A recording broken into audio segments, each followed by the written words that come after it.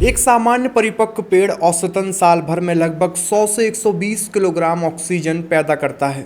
अगर इसी हिसाब से देखें तो 54,000 पेड़ मिलकर हर साल लगभग 54 लाख से 65 लाख किलोग्राम ऑक्सीजन पैदा कर सकते हैं, यानी करीब 5400 से 6500 टन ऑक्सीजन।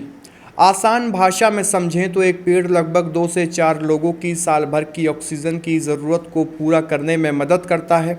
इस हिसाब से 54,000 पेड़ लगभग 1 लाख से 2 लाख लोगों के लिए ज़रूरी ऑक्सीजन सपोर्ट देने की क्षमता रखते हैं। सिर्फ ऑक्सीजन ही नहीं, इतने पेड़ गर्मी कम करते हैं, बारिश और भूजल चक्र को संतुलित रखते हैं, कार्बन डाइऑक्साइड सोखते हैं और बुंदेलखंड जैसे गर्म इलाके में प्राकृतिक कूलिंग सिस्टम की तरह काम करते हैं। यानी 54,000 पेड़ कटना सिर्फ जंगल खत्म होना नहीं, बल्कि हवा, तापमान और पूरे स्थानीय पर्यावरण पर बड़ा असर है। अब आप सोच रहे होंगे कि मैं आपको ये सब क्यों बता रहा हूँ। मैं इसलिए बता रहा हूँ क्योंकि ये आपकी खबर है, मेरी खबर है, हम सबकी खबर है, और ये सब हम सबको जानना बेहद ज़रूरी है।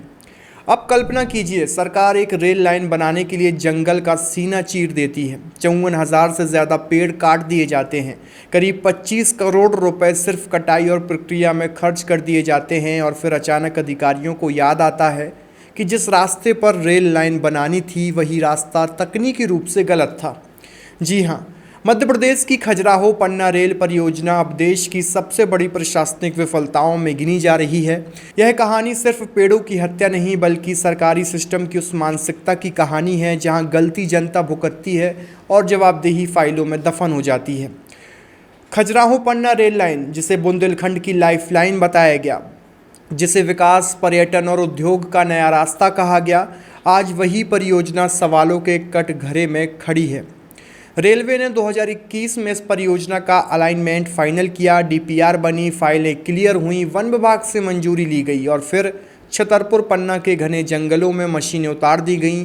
एक एक करके 54,000 से ज़्यादा पेड़ काट दिए गए, जंगल उजड़ गया, जानवरों का प्राकृतिक कॉरिडोर टूट गया, स्थानीय पारिस्थितिकी पर गहरा आघात पहुंचा। लेकिन रेलवे को तब तक कोई समस्या नहीं दिखी। समस्या तब दिखी जब पेड़ कट चुके थे। कटाई पूरी होने के बाद इंजीनियरिंग समीक्षा हुई और तब सामने आई वह सच्चाई जिसने पूरे सिस्टम की पोल खोल दी।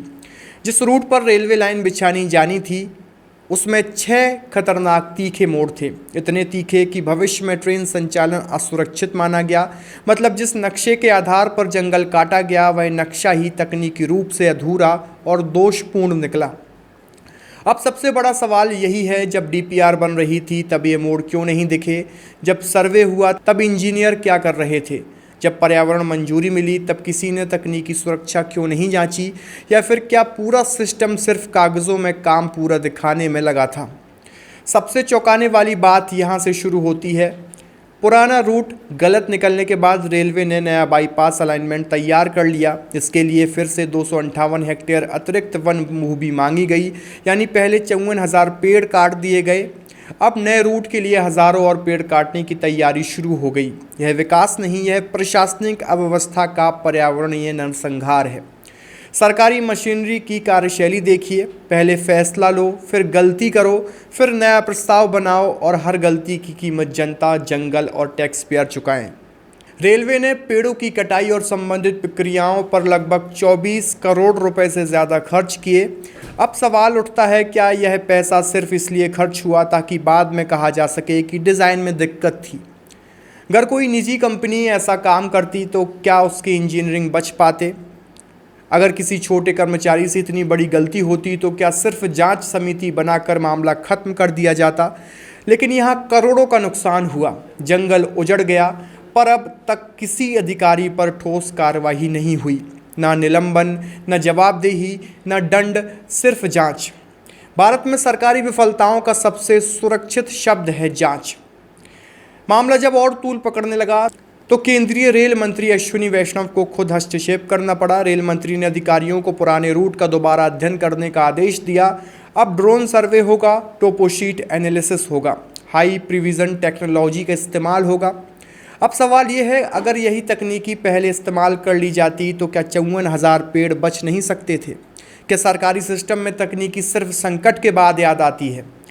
यह सिर्फ पेड़ों की संख्या नहीं, यह पूरे इकोसिस्टम का विनाश है। पन्ना टाइगर रिजर्व के आसपास का यह क्षेत्र जैव विविधता के लिहाज से बेहद संवेदनशील माना जाता है। यहाँ जंगल सिर्फ लकड़ी नहीं, ये जल स्रोतों, वन्य जीवों और स्थानीय जलवायु की रीढ़ है।